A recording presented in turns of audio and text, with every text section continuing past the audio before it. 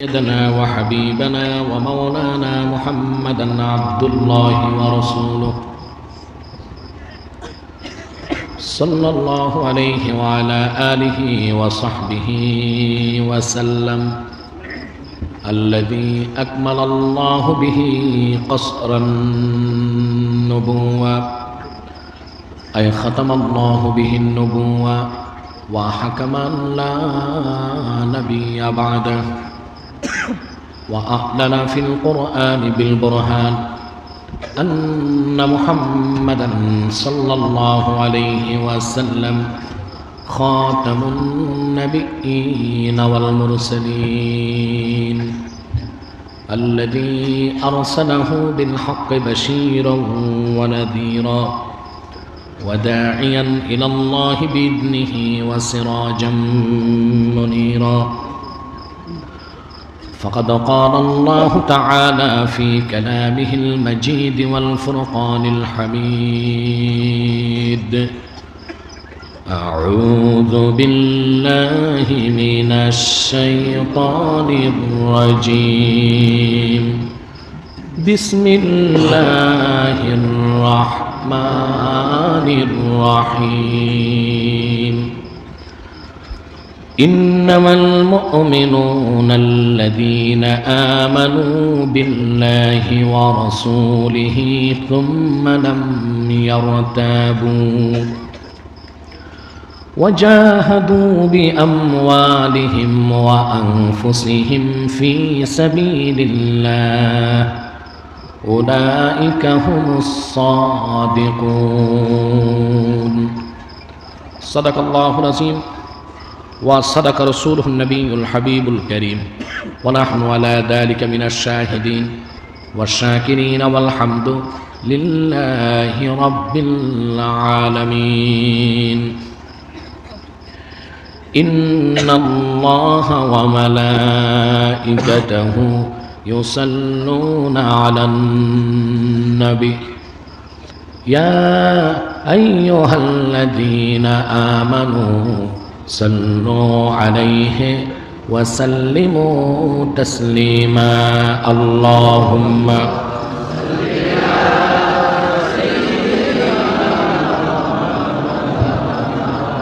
وعلى آل سيدنا مولانا محمد اللهم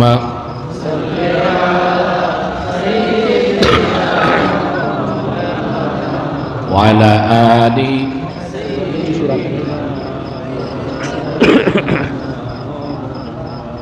Medina Medina मोमिनों की गुनगुना है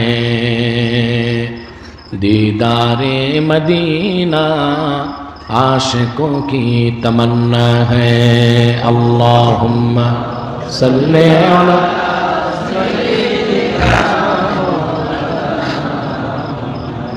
वअला आलि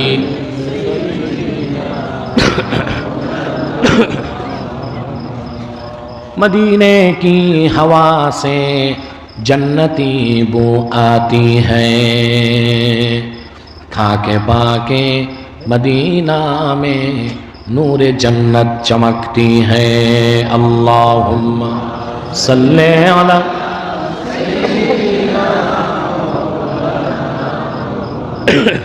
वअला आलि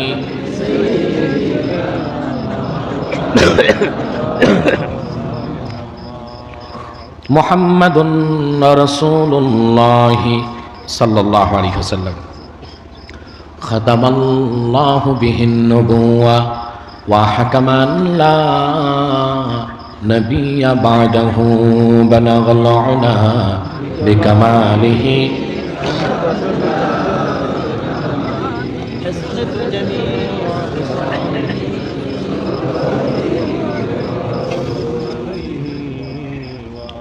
পূর্ব মধ্য ফুলবাড়ি নতুন জামে মসজিদ কমিটি ও যুবকদের উদ্যোগে আয়োজিত 2 দিনব্যাপী পঞ্চম বার্ষিক তাফসীরুল কোরআন মাহফিলের সম্মানিত সভাপতি আলহাজ হযরত মাওলানা আব্দুল জলিল নিজামী সাহেব বারাকাল্লাহু ফি উমরিহি হাজারাত উলামায়ে কেরাম তুলাবায়ে ইজাম ত্রিপুরার বিভিন্ন প্রান্ত থেকে আগত আমার দিন দরদি মুসলমান ভাই ও বন্ধুগণ, সকলকে অন্তরের অন্তঃস্থল থেকে জ্ঞাপন করছি মুবারক। সবটুকুন শুকরিয়া আল্লাহ সুবহানাহু ওয়া তাআলার জন্যে, যিনি আজকের এই মুতাবাররাক মাহফিলে আমাদেরকে আসার বসার তৌফিক দয়া করে ভিক্ষা দান করেছেন। সেজন্য আসুন আমরা সকলে একবার অবনত চিত্তে হৃদয়ের আবেগ অনুভূতি উজাড় করে সমবেত কণ্ঠে বলি আলহামদুলিল্লাহ। অগণিত অসংখ্য দরুদ ও সালাম আল্লাহর সৃষ্টির প্রধান আকর্ষণ, বিশ্বসভার সভাপতি, সকল নবী রাসূলগণের মাথার তাজ, শামসুল হিদায়াত, বদরুদ্দুজা, সৈয়দুস সাকালাইন, ইমামুল মুরসালিন, খাতামুন নবিয়্যিন ওয়াল মুরসালিন, আফতাবে নবুয়ত, শাহনশাহে রিসালাত, সরকারে দো জাহাঁ, সুলতানুল মদিনা, নবিয়ুল আম্বিয়া, হুজুরে আকরম, নূরে মুজাসসম, নূরুন আলা নূর, সৈয়দিনা হাবিবিনা শফিঈনা মাওলানা মুহাম্মদ সাল্লাল্লাহু আলাইহি ওয়াসাল্লামের উপর আল্লাহ জাল্লা যিকরুহু ওয়া আম্মা নওয়ালুহু, যাকে আজ থেকে ১৫০০ বছর আগে প্রেরণ করেছেন সর্বশ্রেষ্ঠ ও সর্বশেষ নবী ও রাসূল হিসেবে, যার পরে আজ পর্যন্ত পৃথিবীতে অবশ্যই কোনো প্রকার নবী কিংবা রাসূল অবশ্যই আসে নাই, অবশ্যই এখনো নাই, অবশ্যই কিয়ামত পর্যন্ত আসবে না। সম্মানিত শুধু সন্ধ্যার পর থেকে আপনারা বক্তব্য শুনে এসেছেন, আলহামদুলিল্লাহ। পূর্ব নির্ধারিত তারিখে আমি আসতে পারি নাই, মূলত ওয়াদা রক্ষা করতে আজকে এসেছি। আপনাদের মনে যে ব্যথা বেদনা ছিল নিশ্চয়ই আজকে তা দূর হয়েছে। কি বলেন আপনারা? আওয়াজ দিয়ে বলেন। তবে আমি এত দূর পাহাড়ি পথ পেরিয়ে আসতে অনেক কষ্ট হয়েছে আমার, অনেকটা ক্লান্ত এবং অসুস্থ। তারপরও আল্লাহ পাক আমাকে তৌফিক দিয়েছেন, মঞ্চে বসতে পেরেছি। যদি তিনি সহায় করেন, তিনি সাহায্য করেন, কিছু কথা বলবো। আজকে আপনাদের সামনে সূরাতুল হুজুরাত থেকে একটি আয়াত আমি তেলাওয়াত করেছি। খুব সংক্ষেপে এই আয়াতখানাকে কেন্দ্র করে নির্ভরযোগ্য মুফাসসির এবং মুহাদ্দিসগণের দৃষ্টিকোণ থেকে কিছু কথা আপনাদের সামনে তুলে ধরার চেষ্টা করব। যদি আল্লাহ গফুর রহিম আমাকে আপনাদেরকে তৌফিক ভিক্ষা দান করেন, বলুন আল্লাহুম্মা আমিন। ভূমিকাতে আমি একটি কথাই বলবো, আপনারা যে কষ্ট করে এখানে এসেছেন, অনেক দূর দূর থেকে এসেছেন, আরামের ঘুমকে হারাম করে শক্ত মাটির আসন গ্রহণ করে বসে আছেন, কোনো বিনিময় চান? আমি চাই। আপনারা চান? আমরা বিনিময় চাই মালিকের কাছে, আল্লাহর কাছে। ঠিক কিনা বলেন? প্রথম বিনিময় পেয়ে গেছি আমরা যে স্বয়ং আল্লাহ রাব্বুল আলামিন আমাদেরকে ভালোবেসেছেন। খুশি হলেন না? খুশি হলে একটু আওয়াজ দিয়ে বলি আলহামদুলিল্লাহ। আমাদের কে ভালোবেসেছেন? তার প্রমাণ, তিনি যাকে ভালোবাসেন তাকেই কোরআনের পথে আসতে দেন, হেদায়েত করেন। আল্লাহ পাক কোরআন কারিমে বলেছেন, কুল ইন্নাল্লাহা ইউদিল্লু মান ইয়াশাউ ওয়া ইয়াহদি ইলাইহি মান আনাব। মুহাম্মদ সাল্লাল্লাহু আলাইহি ওয়াসাল্লাম আপনি বলুন, নিশ্চয় আল্লাহ যাকে ইচ্ছা তাকে পথভ্রষ্ট করেন, আর বিনয়ের সাথে যে এগিয়ে আসে আল্লাহ তাকে হেদায়েত করে রহমতের কোলে টেনে নেন। তিনি যে ভালোবাসলেন এতে আমরা খুশি না বেজার? জোরে বলতে হবে। 2, এখানে আপনারা এই লাখো জনতার ঢল নেমেছে কোনো ব্যক্তিকে কেন্দ্র করে নয়, একমাত্র আল্লাহর কোরআনকে কেন্দ্র করে। ঠিক কিনা? কোরআনকে যারা ভালোবাসলেন ঈমানের সাথে, এই কোরআন 1 সেকেন্ডের জন্য তাদের জাহান্নাম যেতে দিবে না। তার প্রমাণ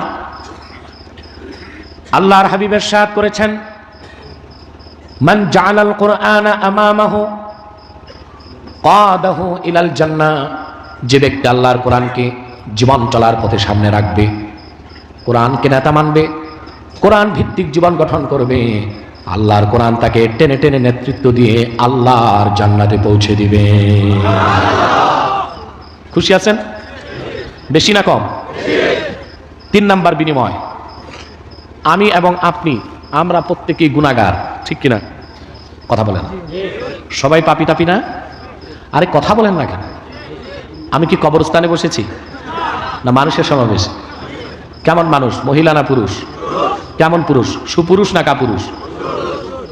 সুপুরুষ মুসলমানের আওয়াজ হবে সিংহের মতো, ঠিক কিনা? আওয়াজ দিতে হবে, পারবেন তো ইনশাল্লাহ? আমি এবং আপনারা প্রত্যেকেই পাপী, গুনাহগার, কেউ বড় গুনাহগার, কেউ ছোট গুনাহগার। কিন্তু কোরআনকে ভালোবেসে যারা বসেছি, গুনার বোঝা নিয়ে এসেছি, মোনাজাত করে বাড়ি যাব, শিশুর মতো নিষ্পাপ হয়ে যাব। এটা আমার কথা না, এটা রাসূলুল্লাহর হাদিস, ইবনে মাজাতে এসেছে। আল্লাহর হাবিব ইরশাদ করেছেন, আমার উম্মতের ঈমানদার ইলমে দ্বীন শিখার জন্য ঘর থেকে যখন বের হয়ে যায়, ওয়ায়াস্তাগফিরু লাহু মান ফিস সামাওয়াতি ওয়াল আরদি হাত্তাল হিতানি ফিল মা। আকাশে জমিনে ধুলোকে ভুলোকে আল্লাহর যত সৃষ্টি আছে, এমনকি নদী আর সমুদ্রের অগণিত মাছ, আবার সে উম্মতের জন্য আল্লাহর কাছে গুনাহ মাফের দোয়া করে। আমাদের জন্য কি দোয়া চলতেছে? কোথায়? আকাশে, জমিনে, ধুলোকে ভুলোকে, নদীতে, সমুদ্রে। আওয়াজ দিয়ে বলেন সুবহানাল্লাহ। এই অগণিত সৃষ্টির দোয়ার কারণে আমাদেরকে যে আল্লাহ নিষ্পাপ করে বাড়ি পাঠাবেন, এতে আমরা খুশি না বেজার?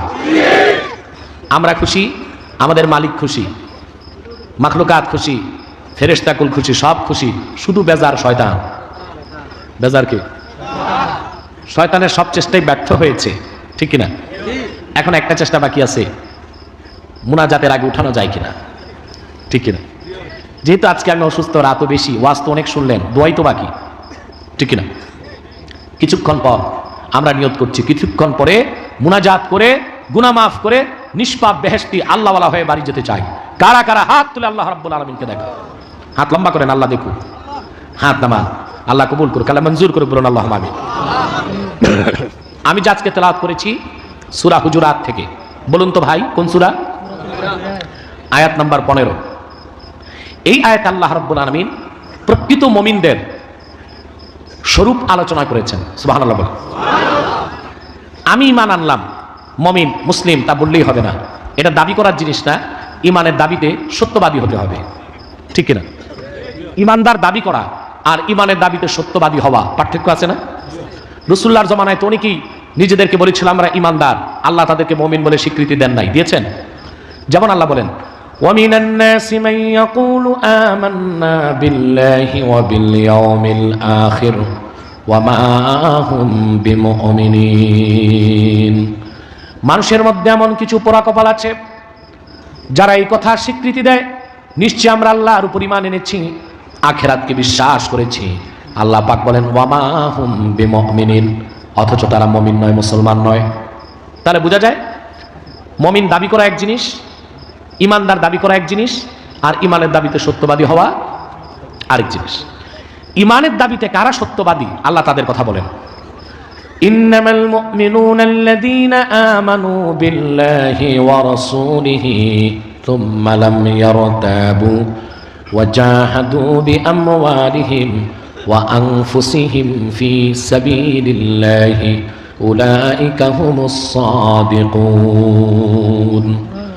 আল্লাহ রাব্বুল আলামিন বলেন, প্রকৃত মুমিন তো তারাই যারা বিশ্বাস স্থাপন করেছে আল্লাহর উপর, বিশ্বাস স্থাপন করেছে আল্লাহ রাসূল মুহাম্মদ সাল্লাল্লাহু আলাইহি ওয়াসাল্লামের উপর, সুম্মা লাম ইয়ারতাবু, অতঃপর ঈমানের কোনো বিষয়ে মনে কোনো সন্দেহ রাখলো না, অর্থাৎ ঈমানের সঙ্গে ইয়াকিনটাকেও ঠিক করলো। বলেন সুবহানাল্লাহ। ওয়া জাহাদু বিআমওয়ালিহিম ওয়া আনফুসিহিম ফি সাবিলিল্লাহ, অতঃপর তারা প্রচেষ্টা ব্যয় করলো আল্লাহর দ্বীনের পথে জান দিয়ে, মাল দিয়ে। আল্লাহ পাক বলেন উলাইকা হুমুস সাদিকুন, তারাই ঈমানের দাবিতে সত্যবাদী। বলেন সুবহানাল্লাহ। প্রথম কি? ঈমান বিল্লাহ ওয়া বির রাসূল, আল্লাহর উপর ঈমান আনতে হবে, মুহাম্মদ সাল্লাল্লাহু আলাইহি ওয়াসাল্লামের উপর ঈমান আনতে হবে, ঠিক কি না? একটা তাওহীদ আর একটা রিসালাত, একটা তাওহীদ আর একটা কি রিসালাত। আপনার স্টেজে কথা না বললে আমি খুশি হই, ডিস্টার্ব হয় স্টেজে কথা বললে, হাঁটাহাঁটি করলে। একটি আল্লাহর তাওহীদকে বিশ্বাস, আরেকটি মুহাম্মদ সাল্লাল্লাহু আলাইহি ওয়াসাল্লামের রিসালাতকে বিশ্বাস। সুবহানাল্লাহ বলবেন। এটা ঈমানের মূল, এটা ঈমানের কি মূল। আজকে আমি ঈমানের উপর কিছু কথা বলবো, কারণ আমরা মুসলমান দ্রুত ঈমান নষ্ট করতেছি, ঠিক কিনা? আমাদের ঈমান নষ্ট হয়ে যাচ্ছে, আকীদা নষ্ট হয়ে যাচ্ছে, সেজন্যই অসংখ্য বিপদ ছিন্ন তসবির দানার মতো আমাদের উপর পতিত হচ্ছে, ঠিক কিনা বলেন? সবকিছুর মূলে ঈমান। মূলে কি? আগে ঈমান, তারপর ইসলাম, নাকি? আগে কি? ঈমান, তারপরে মুহাদ্দিসগণ লেখেন ইন্না বাইনাল ঈমানে ওয়াল ইসলামে ওয়াজহাল উমুমি ওয়াল খুসুস। ঈমান আর ইসলামের মধ্যে আম ও খাসের সম্পর্ক আছে। প্রত্যেক মুমিন মুসলিম নাও হতে পারে, কিন্তু প্রত্যেক মুসলিমকে মুমিন হতেই হবে। বুঝেন নাই? প্রত্যেক মুমিন মুসলিম নাও হতে পারে, কিন্তু প্রত্যেক মুসলিমকে মুমিন হতেই হবে। কারণ ইসলাম আমল সবকিছু শুরু হলো ঈমান দিয়ে। কি দিয়ে?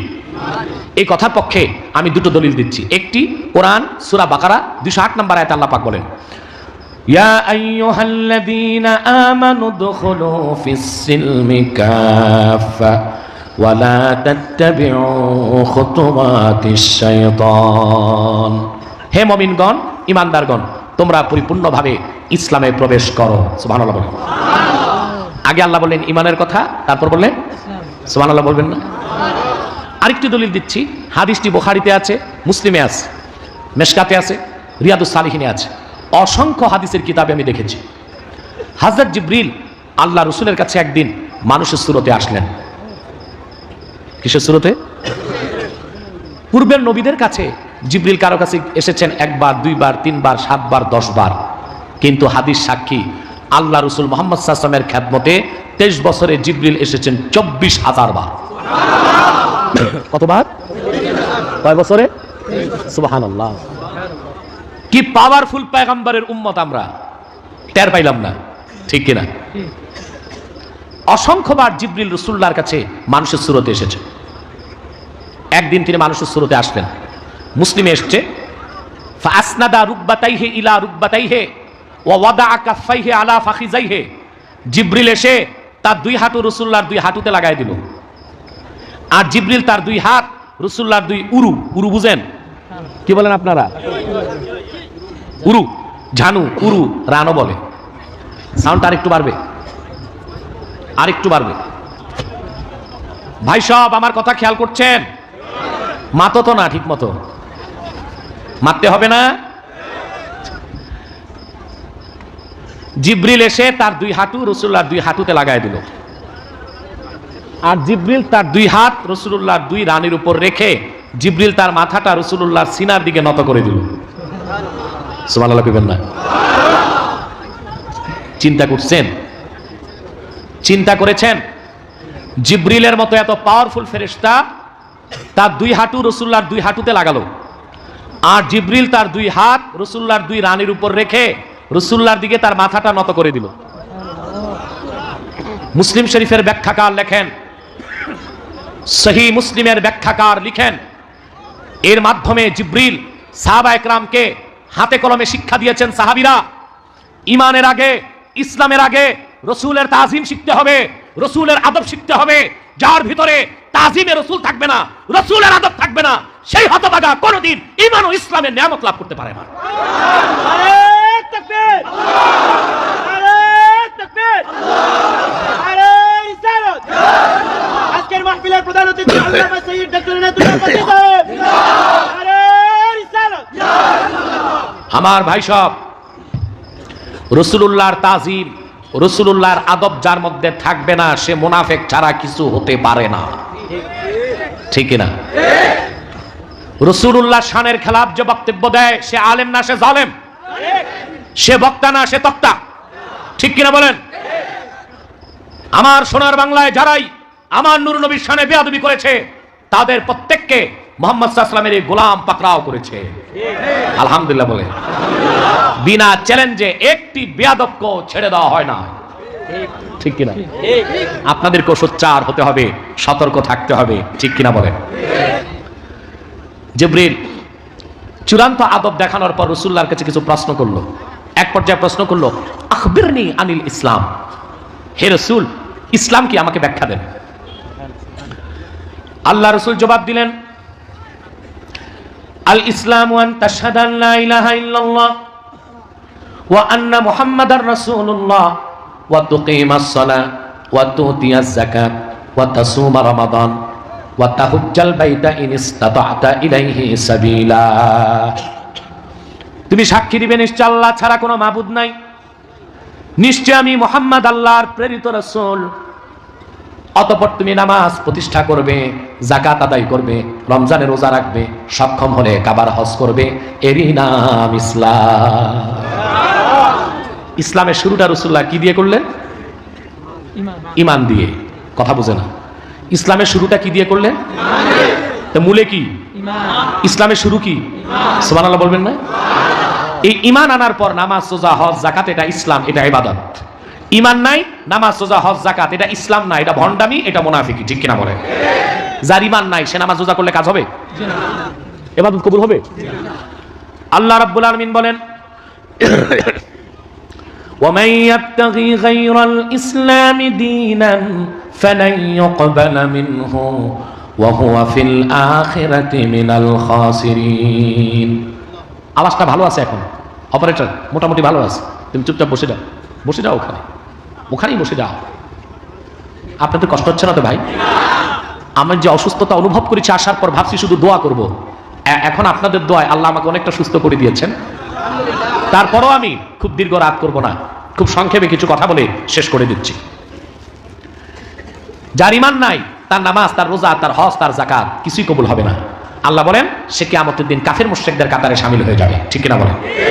সবকিছুর আগে কি? সুবহানাল্লাহ। ঈমানের দৌলত সিনায় নিয়ে যদি কবরে যান, আপনি চোখ বন্ধ করে বেহেশতে যাবেন। সুবহানাল্লাহ।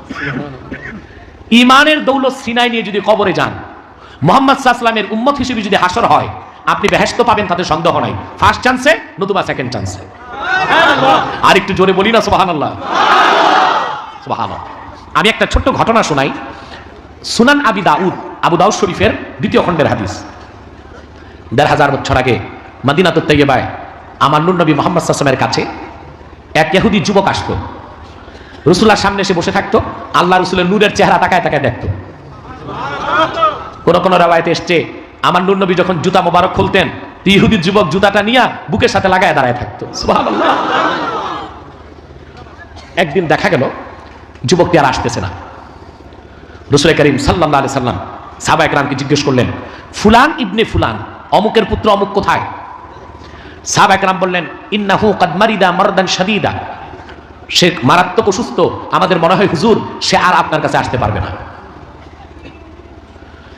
রাহমাতুল লিল আলামিন আমার নূর নবী মুহাম্মদ সাল্লাল্লাহু আলাইহি ওয়াসাল্লাম সাহাবায়ে কেরামকে বলেন, সাহাবীরা চলো একটু যুবকের বাড়ি যে যুবকটারে আমরা দেখে আসি। সুবহানাল্লাহ বলবেন। এই ছিল আমার নূর নবী মুহাম্মদ সাল্লাল্লাহু আলাইহি ওয়াসাল্লামের আদর্শ। আজকে সেই আদর্শ আমাদের মুসলমানদের মধ্যে নাই। ঠিক কিনা বলে? আমরা এক মুসলমান আরেক মুসলমানকে সালাম দেই না।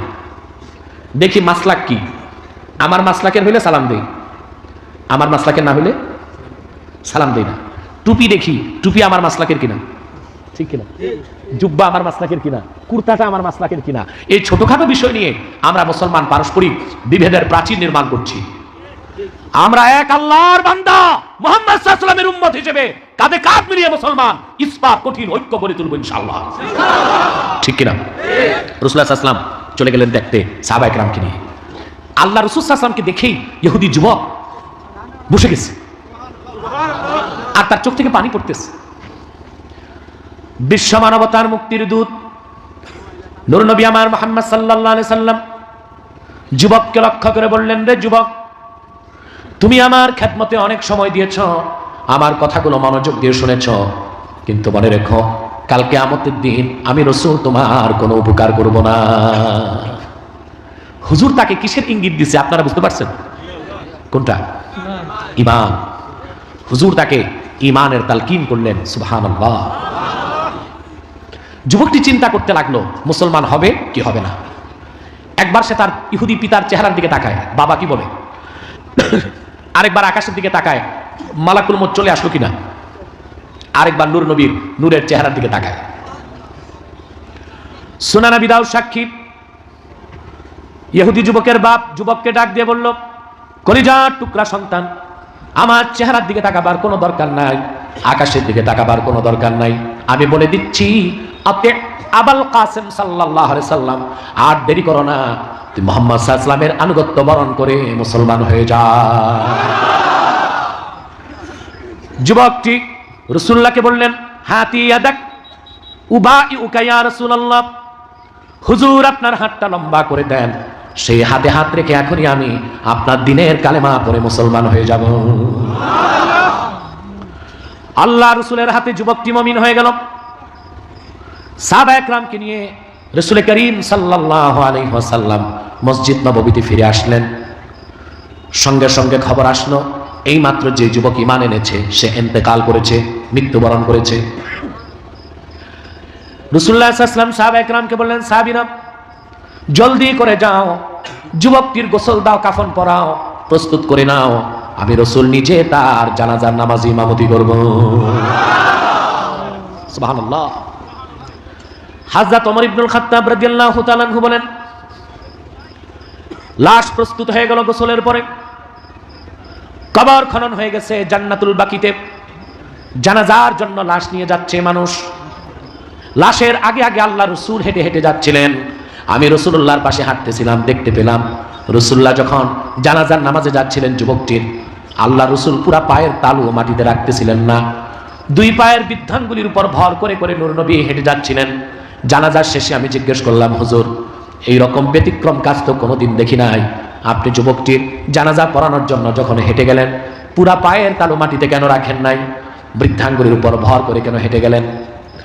রাসূলুল্লাহ জবাব দিলেন, ওমর এই মাত্র যে যুবকটি ঈমান এনে মুসলমান হয়েছে তার জানাজায় শরীক হবার জন্য আল্লাহ পাক আকাশের সব দরজা খুলে দিয়েছেন। এত বেশি ফেরেশতা মদিনা মুনাওয়ারার মাটিতে নেমে এসেছে। মা কাদারতু আন আবা আবাতেনা কাদামাইয়া মিন কাসরাতিল মালায়েকা, ফেরেশতার আধিক্যের কারণে আমি রাসূল মদিনা মুনাওয়ারার মাটিতে পুরা পায়ের তালু রাখার জায়গা পাই নাই। সুবহানাল্লাহ। এ হলো ঈমান। এটা কি? মোল্লানে কারি লেখেন, যুবকটি ঈমান আনার সাথে সাথে বেহেশতে চলে গেল। কেন? লাম ইউসাল্লি সালাতান ওয়া লাম ইয়াসুম ইয়াওমান ওয়া লাম ইয়াতাসাদ্দাক দিরহামা। যুবকটি ঈমান আনার পর এক ওয়াক্ত নামাজ পড়ে নাই, এক ওয়াক্ত নামাজের সময় পায় নাই, একদিন রোজা রাখে নাই, রোজার মাস আসে নাই, একটি দিরহাম যাকাত দেয় নাই, যাকাত ফরজ হয় নাই। অর্থাৎ তার ঈমানটা ছিল পরিপূর্ণ। আর ঈমানের সাথে মৃত্যুর সাথে সাথে আল্লাহ তার জন্য জান্নাতের সব দরজা খুলে দিয়েছেন। বলেন সুবহানাল্লাহ। এ হলো ঈমান। এটা কি? সুবহানাল্লাহ বলবেন না? এরপরে কি? ইসলাম। সুবহানাল্লাহ। ঈমানদার হয়ে আপনি যখন নামাজ রোজা হজ যাকাত করবেন, এটা ইসলাম। এটা কি? ঈমান বাদ দিয়া নামাজ রোজা হজ যাকাত, ওটা ইসলাম না, ওটা ভণ্ডামি। ওটা কি? ঠিক কিনা? এখন ঈমানের মূল হলো আল্লাহর তাওহীদকে বিশ্বাস, ঈমানের মূল হলো মুহাম্মদ সাল্লাল্লাহু আলাইহি ওয়াসাল্লামের রিসালাতকে বিশ্বাস। ঠিক কিনা বলেন? আমার ভাই সব, আল্লাহকে বিশ্বাস করার স্বরূপ কি? আল্লাহ ছিলেন, আছেন, থাকবেন। পৃথিবীর প্রতিটি ধর্মের মানুষ এটা বিশ্বাস করে। এতটুকু বিশ্বাস করলে হবে না, আল্লাহকে বিশ্বাস করতে হবে আল্লাহর তাওহীদের সাথে। তিনি এক, তাওহীদকে বিশ্বাস করতে হবে, আল্লাহর সিফাতগুলোকে বিশ্বাস করতে হবে। ঠিক কিনা বলেন? আরবে যারা কাফের মুশরিক ছিল তারা কি আল্লাহকে বিশ্বাস করতো না? কথা বলেন, করতো না? করতো, করতো বিশ্বাস। এই কোরআন সাক্ষী। আল্লাহ আপন রাসূলকে বলেছেন, ওয়ালা ইন সাআলতাহুম মান খালাকাস সামাওয়াতি ওয়াল আরদা লা ইয়াকুলুনাল্লাহ। মুহাম্মদ সাল্লাল্লাহু আলাইহি সাল্লাম আপনি জিজ্ঞেস করুন কাফের মুশরিকদেরকে, এই আকাশ ও জমিন কে সৃষ্টি করেছেন? যারা পুত্তলিক, যারা মুশরিক, তারা বিনা বাধায় বলবে যিনি সৃষ্টি করেছেন তিনি আর কেউ নন, তিনি আল্লাহ রাব্বুল আলামিন। কিন্তু অপরাধ কি ছিল? আল্লাহকে তারা বিশ্বাস করত, কিন্তু আল্লাহ যে এক এটা বিশ্বাস করতো না। ঠিক কিনা? অতএব আল্লাহকে বিশ্বাস করার অর্থ হলো আল্লাহর তাওহীদকে বিশ্বাস করতে হবে। ঠিক কিনা? আল্লাহর উলুহিয়াতকে বিশ্বাস করতে হবে, আল্লাহর রুবুবিয়াতকে বিশ্বাস করতে হবে। ঠিক কিনা? ঠিক সেভাবে আমার নূর নবী মুহাম্মদ সাল্লাল্লাহু আলাইহি ওয়াসাল্লামের রিসালাতকে বিশ্বাস করার অর্থ কি? মুহাম্মদ সাল্লাল্লাহু আলাইহি ওয়াসাল্লাম আল্লাহর রাসূল এবং তিনি সর্বশেষ নবী ও রাসূল। ওনার পরে কোনো নবী নাই, ওনার পরে কোনো রাসূল নাই। কেউ যদি আল্লাহ রাসূলকে বিশ্বাস করে কিন্তু আল্লাহ রাসূল শেষ নবী এটা বিশ্বাস না করে, সে মুসলিম না অমুসলিম? চিল্লায় বলতে হবে মুসলিম না অমুসলিম? শুধু অমুসলিম না, কুখ্যাত কাফের, নিঃসন্দেহে সে কাফের। ঠিক কিনা বলে? কারণ আল্লাহ রাসূলের রিসালাতের বিশ্বাসের সবচেয়ে বড় বিশ্বাস মুহাম্মদ সাল্লাল্লাহু আলাইহি সাল্লাম আল্লাহর শেষ নবী, আল্লাহর শেষ রাসূল, ওনার শরীয়ত শেষ শরীয়ত, ওনার কোরআন কিতাব শেষ কিতাব। ঠিক কিনা বলেন? মুহাম্মদ সাল্লাল্লাহু আলাইহি ওয়াসাল্লাম যে আল্লাহর শেষ নবী এটা শুধু কোরআনের কথা না, এটা কোরআনে এসেছে, এটা লক্ষাধিক নবী বলেছেন, এটা ওল্ড টেস্টামেন্টে এসছে, এটা নিউ টেস্টামেন্টে এসছে, এটা বাইবেলে আছে, এমনকি বেদের মধ্যেও আছে। কোথায় আছে?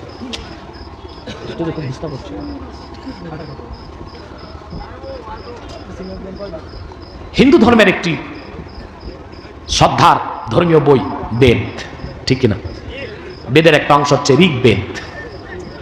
সেখানে লেখা আছে পৃথিবীর যিনি শেষ ত্রাণকর্তা, ওনার নাম হবে মুহাম্মাদান সাল্লাল্লাহু আলাইহি ওয়াসাল্লাম। আল্লাহ রাসূলের নামটাই বেদে লেখা আছে। উনি যেখানে আসবেন তা হবে পৃথিবীর সবচেয়ে বড় উপদ্বীপ। আপনারা জানেন আরব হলো পৃথিবীর সবচেয়ে বড় উপদ্বীপ, ঠিক কিনা? তিনি যখন আসবেন সেখানকার লোক সংখ্যা হবে, এগুলো রাখো, এখন আমি সময় দিব, আমার মনোযোগ নষ্ট হয়ে যাবে, এগুলো আমি মুনাজাতের পরে দিব। আল্লাহ রাসূল যখন আসবেন সেই উপদ্বীপের লোক সংখ্যা হবে ৬০ সহস্র। ইতিহাস বলে আল্লাহ রাসূল মুহাম্মদ সাল্লাল্লাহু আলাইহি ওয়াসাল্লাম যখন এসেছেন ১৫০০ বছর আগে আরবের লোক ছিল ৬০,০০০। ওনার পিতার নাম লেখা আছে, ওনার পিতার নাম হবে বিষ্ণু ভগত। বিষ্ণুর আরবি আব্দ, ভগতের আরবি আল্লাহ, তার মানে আব্দুল্লাহ। ওনার মার নাম হবে সুমতি, এর আরবি আমেনা। সুবহানাল্লাহ। মুহাম্মদ সাল্লাল্লাহু আলাইহি ওয়াসাল্লাম আল্লাহর শেষ নবী, এই কথা শুধু কোরআনে এসেছে তাই নয়, কোরআনে এসেছে লক্ষাধিক নবী বলে গেছেন, বাইবেলে আছে, ওল্ড টেস্টামেন্টে আছে, নিউ টেস্টামেন্টে আছে, বেদে আছে, কুরআনে আছে। সুবহানাল্লাহ। অতএব মুহাম্মদ সাল্লাল্লাহু আলাইহি ওয়াসাল্লাম আল্লাহর শেষ নবী, এটা যতক্ষণ কোনো মানুষ বিশ্বাস করবে না সে মুসলমান হতে পারবে না। আপনারা বুঝতেছেন? আমার ভাই সব, এই হলো ঈমান। এটা কি যা বললাম, এটা কি ঈমান। এই ঈমান যার মধ্যে চলে আসবে তার নাম হচ্ছে মুমিন। তার নাম কি? একমাত্র মুমিনই আল্লাহ রাসূল মুহাম্মদ সাল্লাল্লাহু আলাইহি ওয়াসাল্লামের উম্মত। উম্মত দুই প্রকার, একটা উম্মতে দাওয়াত আর একটা উম্মতে ইজাবাত। পৃথিবীর সব মানুষ আল্লাহ রাসূলের উম্মত, কিন্তু যারা রাসূলুল্লাহর দ্বীনকে গ্রহণ করেছে তারা উম্মতে ইজাবাত, আর যারা রাসূলুল্লাহর দ্বীনকে গ্রহণ করে নাই তারা উম্মতে দাওয়াত। বলেন সুবহানাল্লাহ। আমরা কোনটা? রাসূলুল্লাহর উম্মতে ইজাবাত। আমাদের অপর নাম উম্মতে মুহাম্মাদি। সুবহানাল্লাহ। আল্লাহর সবচেয়ে বড় দয়া আমাদের উপর যে তিনি আমাদেরকে মুহাম্মদ সাল্লাল্লাহু আলাইহি ওয়াসাল্লামের উম্মত হিসেবে কবুল করেছেন। অথচ পূর্বের নবীগণ আল্লাহর কাছে দরখাস্ত করতেন মুহাম্মদ সাল্লাল্লাহু আলাইহি ওয়াসাল্লামের উম্মত হওয়ার জন্য, আল্লাহ তাদের দরখাস্ত কবুল সবারটা করেন নাই। যেমন মুকাতিল বিন সুলাইমান, তার সূত্রে হাদিস এসছে, মুকাতিল বিন সুলাইমান তিনি বুখারীর একজন রাবী।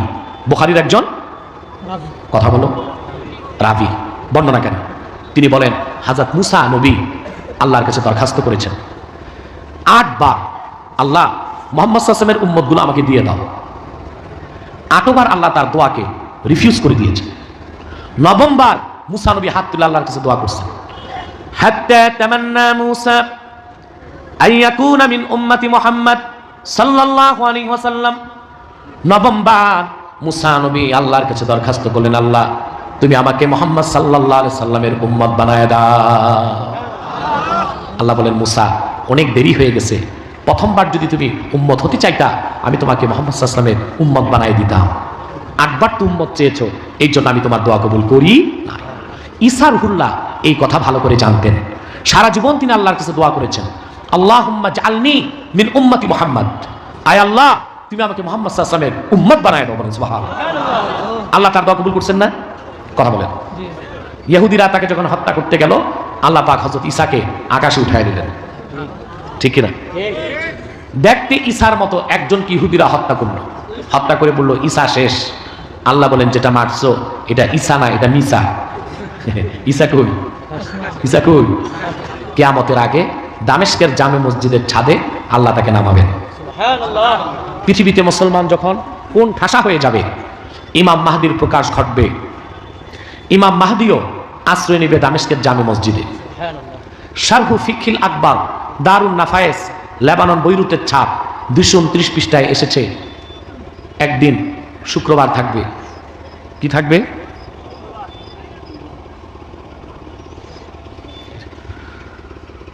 হঠাৎ করে আজান হবে আসরের, একামত হয়ে যাবে। ঈসা নবী বলবেন, নামাজ শুরু হবে না, আমার ভাই ঈসা চলে এসেছে। সুবহানাল্লাহ। লোকজন বের হয়ে দেখবে ঈসা রুহুল্লাহ দামেস্কের জামে মসজিদের পূর্ব পাশের মিনারা দিয়ে নামতেছে। শারহু ফিকহিল আকবার এসেছে, ফায়ুশিরুল মাহদি ইলা ঈসা ইবনে মারইয়ামা বিত্তাকাদ্দুম। ইমাম মাহদি ঈসা রুহুল্লাহকে বলবে, হুজুর আপনি নামাজ পড়ান, আমি নামাজ পড়ি। ঈসা নবী বলবে, না, আপনি নামাজ পড়াবেন, আমি ঈসা পিছনে মুক্তাদি হব। কেন? মোল্লা আলী কারি জবাব দিয়েছেন, ফায়াক্তাদি বিহি লিয়াজহারা মুতাবিআত নবিয়িনা মুহাম্মদ সাল্লাল্লাহু আলাইহি ওয়াসাল্লাম। হযরত ঈসা নামাজ পড়াবেন না, মাহদির পিছনে পড়বেন। এই কথার প্রমাণ দেবার জন্য আমি ঈসা এখন নবী হিসেবে আসি নাই, আমি মুহাম্মদ সাল্লাল্লাহু আলাইহি ওয়াসাল্লামের উম্মত হিসেবে এসেছি। সেজন্য বলি মুসলমান ভাইরা, পূর্বের নবীগণ দরখাস্ত করে উম্মত হতে পারেন নাই, আর আমি আপনি বিনা দরখাস্তে মুহাম্মদ সাল্লাল্লাহু আলাইহি ওয়াসাল্লামের উম্মত হয়ে গিয়েছি। সেই জন্যই ইমানের কোনো মূল্য আমাদের কাছে নাই। ঠিক কিনা? ইমানটা ঠিক করবেন, কথা বলেন। এরপর আল্লাহ পাক বলেন, সুম্মা লাম ইয়ারতাবু ইন্নামাল মুমিনুনা আল্লাযীনা আমানু বিল্লাহি ওয়া রাসূলিহি সুম্মা লাম ইয়ারতাবু। ঈমান আনার পরে তারা মনে কোনো সন্দেহ রাখলো না। এটা হলো ইয়াকিন। এটা কি? আগেরটা কি? এতক্ষণ যে কথা বললাম ওইটা কিসের কথা? ঈমান। আর এখন যেটা এটা ইয়াকিন। একটা ঈমান আর একটা কি? ইয়াকিন। শোনেন না আপনারা, ঈমান ইয়াকিন, ঈমান ইয়াকিন ব্যাখ্যা তো বুঝেন না। এতক্ষণ বললাম ঈমানের কথা, এখন যেটা বললাম এটা কি? ইয়াকিন। ঈমানের তিনটা পর্যায়: ইকরার বিল লিসান, মুখে স্বীকার; তাসদিক বিল জানান, অন্তরে বিশ্বাস; ইতিয়ান বিল আহকাম, বিধিবিধান মেনে নেওয়া। ঈমানের যে অংশের সম্পর্ক অন্তরের সাথে তাকে বলা হয় ইয়াকিন। যার ইয়াকিন যত বেশি তার মনে সন্দেহ তত থাকবে না। সুবহানাল্লাহ বলেন। ঈমানের পর কি? ইয়াকিন। ইয়াকিনের তিনটা স্তর। কয়টা মনে থাকবে? বলবো? ইলমুল ইয়াকিন, আইনুল ইয়াকিন, হাক্কুল ইয়াকিন। সুবহানাল্লাহ বলবেন। কয়টা স্তর? আমি সহজে বুঝাই। অনেক দূরে ধোঁয়া উঠতেছে, ছোট বাচ্চা তার বাপকে জিজ্ঞেস করলো, বাবা ওখানে কি? বাবা বললেন, ওখানে আগুন। ছেলে বলল, বাবা আগুন তো দেখা যায় না। বাবা বললেন, বেকুফ, আগুন ছাড়া ধোঁয়া হয় না। ধোঁয়া আছে মানে আগুন আছে। এই যে আপনি ধোঁয়া দেখে আগুন বিশ্বাস করলেন, এর নাম ইলমুল ইয়াকিন। আমাদের মালিক মহান স্রষ্টা আল্লাহকে চোখে দেখা যায় না, সৃষ্টিকে দেখা যায়। সৃষ্টিকে দেখে মহান আল্লাহ স্রষ্টাকে যে বিশ্বাস করলেন, এর নাম ইলমুল ইয়াকিন। সৃষ্টি যতটুকু বাস্তব, তার চেয়ে বেশি বাস্তব এবং সত্য আমার স্রষ্টা আল্লাহ রাব্বুল আলামিন। ঠিক কিনা? যারা নাস্তিক, অবিশ্বাসী, তাদের সূত্র কি জানেন? তারা বলে সিইং ইজ বিলিভিং। যা দেখি তা বিশ্বাস করি, যা দেখি না। আমার দৃষ্টিতে এর চেয়ে আনসাইন্টিফিক, অবৈজ্ঞানিক, অযৌক্তিক, গাঁজাখুরি আর কোন সূত্র নাই। আমরা অনেক কিছু দেখি যা চরম মিথ্যা, আবার অনেক কিছু দেখি না তা চরম সত্য। কথা বলেন। যেমন আপনি গাড়িতে উঠছেন এখান থেকে, বুঝলেন আসাম কোন দিক? এদিক। 100 কিলোমিটার গতিতে গাড়ি যাচ্ছে আসামের দিকে, পিছে তো ত্রিপুরা। কথা বলেন। আপনি ডানে বামে তাকায় দেখবেন দুই পাশের গাছগুলো 100 কিলোমিটার গতিতে পিছে দৌড়াচ্ছে। যা দেখি তাই যদি সত্য হয় তাহলে বলবো আমি দৌড়ে আসাম, গাছ দৌড়ায় ত্রিপুরা। তাহলে যা দেখি তাই যদি সত্য হয় তাহলে কি বলতে হয়? গাছও দৌড়ায়। এটা সত্য না মিথ্যা? আবার অনেক কিছু দেখি না তা চরম সত্য। যেমন আল্লাহ মাফ করুন, আপনি বাড়ি যেয়ে দেখছেন আপনার বউ পালায় গেছে, মনে কষ্ট পাবেন না? জি না। যাদের বউ নাই ওরা বলে জি না, যাদের আছে তারা বলে কষ্ট পাবেন না? এই কষ্টটা দেখা যায়। এমন কষ্ট, হার্ট অ্যাটাক করে আপনি মরে গেছেন। গুলিতে মানুষ মরে না, বউ চলে গেছে, কষ্টে মরে গেছেন। কত শক্তি এটার কষ্ট, কিন্তু কষ্টটা কোথায় আছে? দেখা যায়? কথা বলে না। দেখা যায়? এক্স রে করলে দেখা যাবে, সিটি স্ক্যান, এমআরআই। আবার দেখেন গত সপ্তাহে আমাদের বাংলাদেশ অনূর্ধ্ব-19 জিতেছে, শুনছেন না? শুনেন নাই? শুনবেন কেন? এই অনূর্ধ্ব-19 জিতাতে সারা বাংলাদেশ খুশিতে নাচতেছে, ক্রিকেটে জিতছে। 1997 সালে বাংলাদেশ আইসিসিতে প্রথম জিতেছিল আইসিসি ট্রফি। খেলাটা হয়েছিল মালয়েশিয়াতে। বাংলাদেশ জিতছে দেখে ওখানে 2 বাংলাদেশি ছিল স্টেডিয়ামে, খুশির চোটে হাসতে হাসতে মারা গেছে। চিন্তা করছে এখন এই খুশিটা কই? কই দেখা যায়? এক্স রে করলে, সিটি স্ক্যান করলে, এমআরআই করলে তাহলে বোঝা যায় অনেক কিছু দেখি তা চরম মিথ্যা, অনেক কিছু দেখি না তা চরম সত্য হতে পারে। ঠিক কিনা বলেন? স্রষ্টাকে দেখি না, সৃষ্টি দেখি, স্রষ্টার নিপুণ কারিগরি ছাড়া সৃষ্টি হতে পারে না। এই জন্য সৃষ্টিকে দেখে আমার মহাসত্য স্রষ্টাকে যে বিশ্বাস করেন এর নাম ইলমুল ইয়াকিন। সুবহানাল্লাহ বলবেন। আমার আল্লাহ আমার স্রষ্টা, তিনি ছিলেন, আছেন, থাকবেন, এটার জন্য কোনো প্রমাণ লাগবে না। প্রতিটি মানুষের মন মস্তিষ্কে আল্লাহ পাক এই বিশ্বাসটা গেঁথে দিয়েছে। সেজন্য আমাদের ইমাম আজম আবু হানিফার একটা কথা বলি, নাম শুনছেন না? আবু হানিফা রহমতুল্লাহ। আমাদের দেশে আছে, আপনাদের এখানেও আছে কিছু আহলে হাদিস ভাই, কিছু আছে না? এদিক নাই, একটু একটু আছে। এরা কিন্তু আবু হানিফার নাম শুনলে অ্যালার্জি শুরু হয়, ঠিক কিনা? এই যে আপনারা বলেন না ওহাবি ওহাবি, এটা তো বুঝেন। আফসোস ত্রিপুরার মানুষ, আসামের মানুষ ওহাবি ওহাবি বলতেছে, ওহাবি চিনল না। এই আহলে হাদিসরাই 100% ওহাবি, আর তাদের হাওয়া বাতাস লেগে কেউ কেউ হয়েছে সেমি ওহাবি, কেউ কেউ হয়েছে সেমি ওহাবি, আর ওরা আসল ওহাবি 100% ওহাবি। কথা বুঝতেছেন? সম্মানিত শুধু ইমাম আবু হানিফা তার আল ওয়াসিয়া কিতাবে লিখেছেন, পৃথিবীতে এমন কোন জনপদ যদি থাকে যেখানে কোরআনের দাওয়াত পৌঁছে নাই, ওই লোকগুলোর হাসরি হিসাব হবে কি? তারা জান্নাতে যাবে না জাহান্নামে যাবে? প্রশ্নটা আছে আমাদের। কথা বলা এরকম জায়গা থাকতে পারে পৃথিবীতে? আমি দুইটা জায়গার নাম বলি, কথা বলেন। একটি হলো অ্যান্টার্কটিকা, বরফের দেশ, নাম শুনছেন না? ওখানে প্রায় 1 লক্ষ মানুষ আছে। কত? ওদের একটা নাম আছে এস্কিমো। কি বলা হয়? এস্কিমো। এস্কিমো, ওরা 1 লক্ষ মানুষ ওখানে থাকে। ওখানে ঠান্ডা কত জানেন? ওখানে গরমকালে ঠান্ডা -20 ডিগ্রি।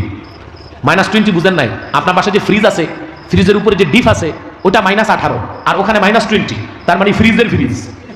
ওটা গরমকালে, আর শীতকালে ওখানে তাপমাত্রা -47 ডিগ্রি। ওখানে আমি চিন্তা করছি ওরা খায় কি? চাল ডাল হয় না তো, বরফ তো সব।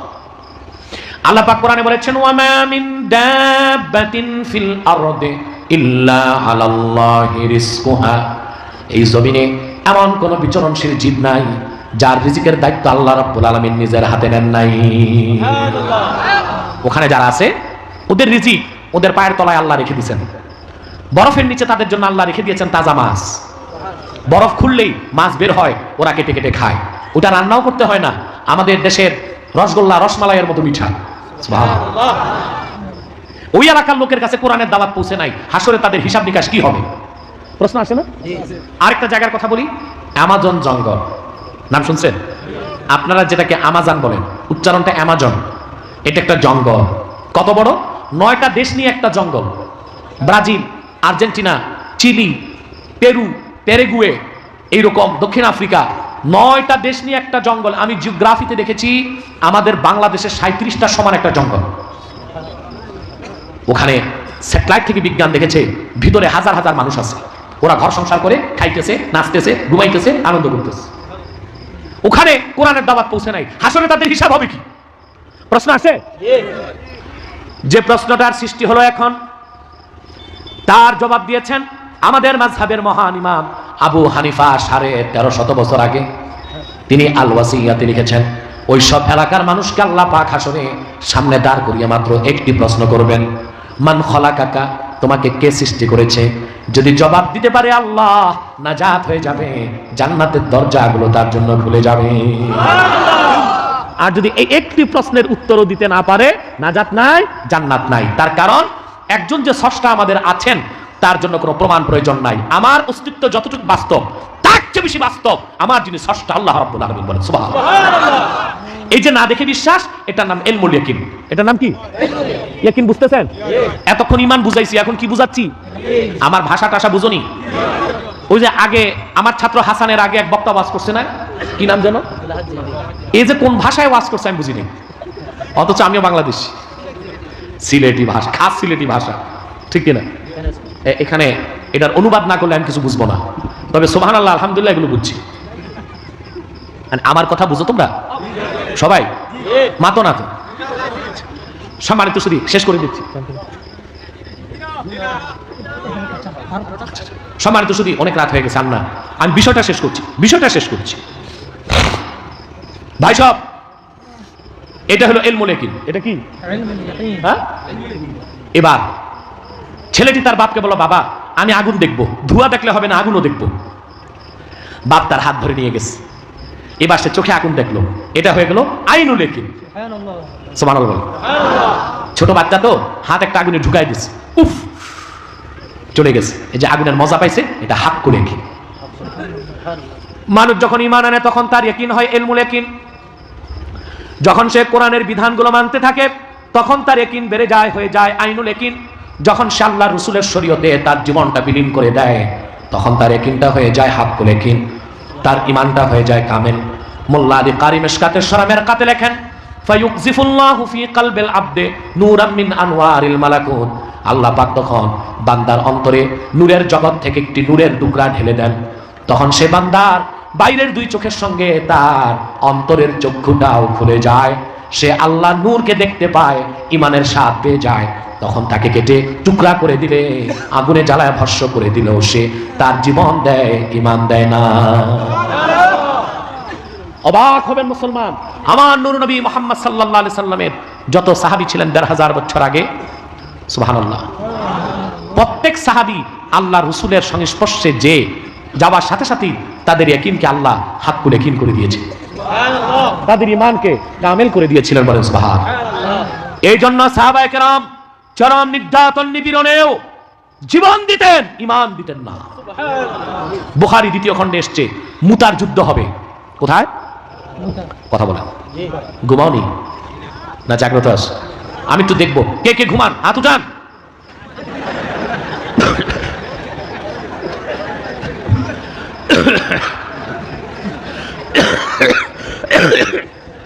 ভাই সব ঘুমাইলে তো হাত তোলা যায় না, মনোযোগ যে নাই তা তো বোঝা গেছে। মুতার যুদ্ধ, আল্লাহ রাসূল মাত্র ৩০০০ সৈন্য পাঠালেন, অপর দিকে এসেছে ৩.৫ লক্ষ রোমক খ্রিস্টান সৈন্য। একদিকে ৩.৫ লাখ, আরেকদিকে ৩০০০। কত? আল্লাহ রাসূল সাল্লাল্লাহু আলাইহি ওয়াসাল্লাম বাহিনী পাঠানোর সময় বলে দিলেন, সেনা প্রধানের দায়িত্ব পালন করবে যায়েদ বিন হারেসা, সে যদি শহীদ হয়ে যায় সেনা প্রধানের দায়িত্ব নেবে আব্দুল্লাহ বিন রাওয়াহা, সেও যদি শহীদ হয়ে যায় সেনা প্রধানের দায়িত্ব নেবে জাফর সাদেক, সেও যদি শহীদ হয়ে যায় মুসলমানেরা একজনকে সেনা প্রধান বানাই দিবে। যুদ্ধ যখন চরম আকার ধারণ করল, হযরতে যায়েদ শহীদ হয়ে গেলেন, কালেমার ঝান্ডা হাতে নিলেন আব্দুল্লাহ বিন রাওয়াহা, তিনিও শহীদ হয়ে গেলেন। কালেমার ঝান্ডা হাতে নিলেন জাফর সাদেক, তিনিও শহীদ হয়ে গেলেন। সাহাবায়ে কেরাম যখন তার কাছে গেলেন, যে দেখলেন হযরত জাফরের ডান হাত কাটা, বাম হাত কাটা, ডান পা কাটা, বাম পা কাটা। হযরত জাফরের শরীরে একটি দুইটি নয় ৯৭টি তীরের আঘাত লেগে আছে। ডান হাত নাই, বাম হাত নাই, ডান পা নাই, বাম হাত নাই, বাম পা নাই, কিন্তু কালেমার পতাকা তিনি মাটিতে পড়তে দেন নাই, দাঁত দিয়ে কামড় দিয়ে ইসলামের ঝান্ডাকে তিনি ধরে রেখেছেন। সাহাবায়ে কেরাম যে যখন তার কাছ থেকে পতাকা নিলেন, দেখলেন জাফর ঠোঁট নেড়ে কি যেন বলছে, কান পেতে সাহাবায়ে কেরাম শুনলেন। জাফর সাদেক বলছেন, সাহাবীরা আমার পক্ষ থেকে আমার সালামটা নূর নবীর কদমে পৌঁছায় দিও, আর একটি কথা রাসূলুল্লাহকে বলে দিও, ওয়াল্লাহি লাকাদ ওয়াজাদতু রিহাল জান্নাহ, আমি এখনো মৃত্যুবরণ করি নাই, কিন্তু আমি মুতার ময়দানে আল্লাহর জান্নাতের ঘ্রাণ পেয়ে গেছি। এই ছিল সাহাবায়ে কেরামের ইয়াকিন, ঠিক কিনা? তাহলে আমরা ঈমানের সাথে ইয়াকিনটা ঠিক করব। ঈমান বুঝছেন? ঈমান আনার পর যত নেক আমল করবেন, কোরআন হাদিসের হুকুম মানবেন, ইয়াকিন বাড়তে বাড়তে ইলমুল ইয়াকিন থেকে হবে আইনুল ইয়াকিন, আইনুল ইয়াকিন থেকে হবে হাক্কুল ইয়াকিন। তখন আপনাকে কেটে টুকরা করে দিলে, আগুনে জ্বালিয়ে ভস্ম করে দিল, জীবন দিবেন, মুসলমান ঈমান দিবেন না। সেই রকম ঈমান আর ইয়াকিন যখন হবে, আকাশের দরজা খুলে আপনাদের উপর আল্লাহর সাহায্য আসবে, রহমত আসবে, বরকত আসবে, আপনাদের সাহায্য আল্লাহর ফেরেশতাও চলে আসবে। পারবেন তো ইনশাআল্লাহ? এরকম ঈমান ইয়াকিন করতে পারবেন তো? আর আল্লাহর দ্বীনের জন্য মাল খরচ করবেন, জান দিয়ে, প্রয়োজনে জানও দিবেন, ঠিক কিনা বলে? এই যে মাহফিল হচ্ছে, লক্ষ লক্ষ টাকা খরচ হয়েছে, ঠিক কিনা? এটা কি জিহাদ নয়? আল্লাহর দ্বীনের প্রতি জিহাদ নয়? আপনাকে মাল দিয়ে সহযোগিতা করবেন তো ইনশাআল্লাহ? কথা বলেন। কেউ যদি মাহফিলের জন্য কিছু দিতে চান, 2 মিনিটে বলেন, আমি মুনাজাতে শামিল করে নিব। আর যদি রুমাল থাকে, মাটির রুমালগুলো পাঠিয়ে দিন, বা কোনো ব্যাগ পাঠিয়ে দিন। যে যা পারেন মাহফিলের জন্য কিছু কিছু দেওয়ার চেষ্টা করবেন। দাঁড়িয়ে যান, রুমাল যাদের আছে দাঁড়িয়ে যান, এবং মাটির ঘুরান দিয়ে আসেন। প্রত্যেকেই যে যা পারেন কিছু কিছু রুমালে দেওয়ার চেষ্টা করবেন। আল্লাহ পাক যেন কবুল করেন, বলুন আল্লাহুম্মা আমিন। আর একটু লোক দাঁড়াবেন না, মুনাজাতের আগে বসে যান, সব বসে যান। কেউ দাঁড়িয়ে থাকবেন না, আর একটু জিকির করেন লা ইলাহা, জোরে লা ইলাহা, রাখো সব।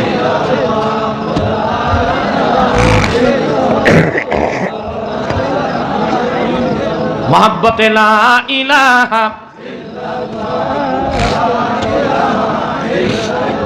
লা ইলাহা,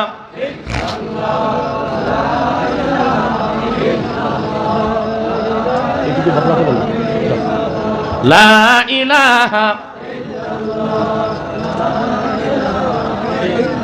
জোরে জোরে লা ইলাহা, আর জোরে লা ইলাহা, সুবহানাল্লাহ, লা ইলাহা ইল্লাল্লাহ মুহাম্মাদুর রাসূলুল্লাহ সাল্লাল্লাহু আলাইহি ওয়াসাল্লাম। আমি আর কষ্ট দিচ্ছি না।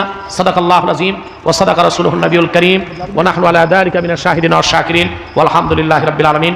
মুনাজাতের আগে আমি আপনাদের একটু সাবধান ও সতর্ক করে দিচ্ছি। সম্মানিত ভাই সব, আমাদের ঈমান আমল নষ্ট করার জন্য কুচক্রীদের হাত থেকে দূরে থাকতে হবে, ঠিক কিনা? ইসলাম ও মুসলমানের সবচেয়ে বড় শত্রু খাতমে নবুয়ত অস্বীকারীরা, ঠিক কিনা বলেন? আল্লাহ রাসূল মুহাম্মদ সাল্লাল্লাহু আলাইহি ওয়াসাল্লাম আল্লাহর শেষ নবী, এই কথা যারা বিশ্বাস করে না তারা ইসলাম ও মুসলমানের সবচেয়ে বড় শত্রু, ঠিক কিনা বলেন? আকীদা খাতমে নবুয়ত ইসলামের মূল ভিত্তি, মূল বিশ্বাস।